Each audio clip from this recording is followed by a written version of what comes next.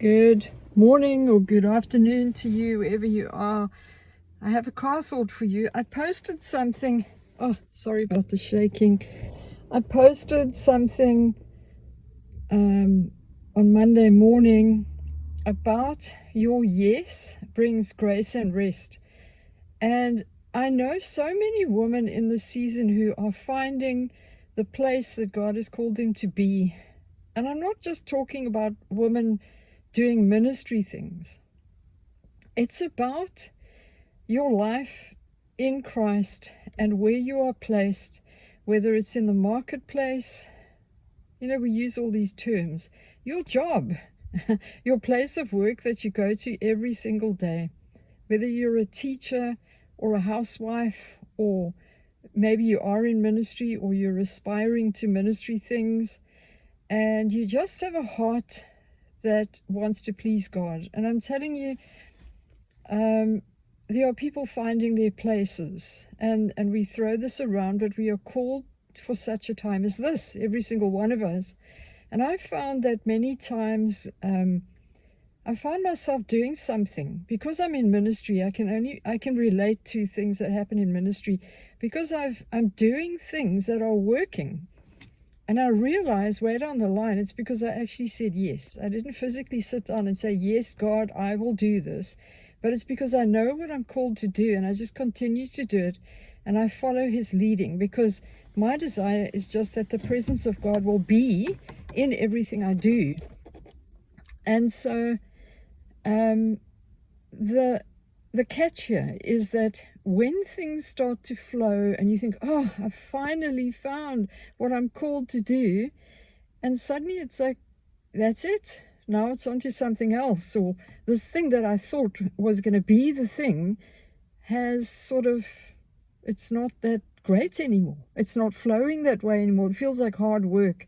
Sometimes there's opposition that comes against you when you most times when you step into saying yes, but it's nothing that will get you, if you focus on it, it's going to get you stressed out. But if you keep focusing on what you are called to do, the grace of God is there. The grace of God is not only on your life for you to do what you're called to do, but it's for you to get your eyes off the opposition and to keep your eyes on God.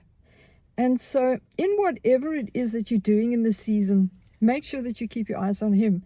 Because when you sit down and you think, oh, this is great, now I finally found my place, you're going to start to think, what can I do to keep it? What do I need to do now?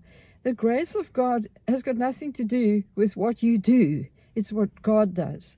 And so remember this, that maybe you're in a great time of flowing and going. I remember, I think it was Rory and I have traveled for a long time. It's what we're called to do. But at the moment, we're in a different season.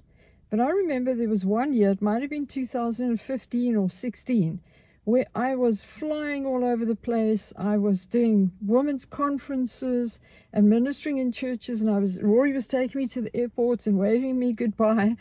And it was a year of just going and flowing. And then when the next year came, we moved into the following year, and things slowed down. And I began to think, what do I do now?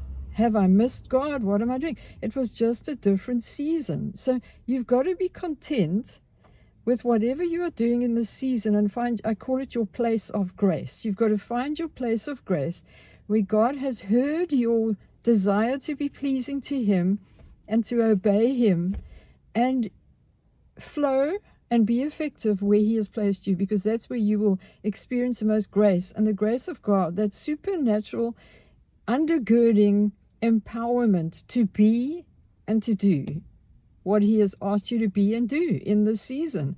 And it might be a housewife. You might be called to be at home and pray. And nobody ever sees what you get to do except God. So find your place in this season. Be content wherever you are. If it's going and flowing, it's amazing. But don't get into works. Don't start to think it's what I've done, because there's always the temptation to begin to add more programs, do more things. Just find this place where there is supernatural rest, even where the enemy's trying to oppose you and saying to you, you can't do this, who do you think you are? Find that place of rest, because that's where you can draw back and you lean into the grace. The unforced rhythms of His grace just brings you into a place of joy and freedom, because you see things happen and you know it's God.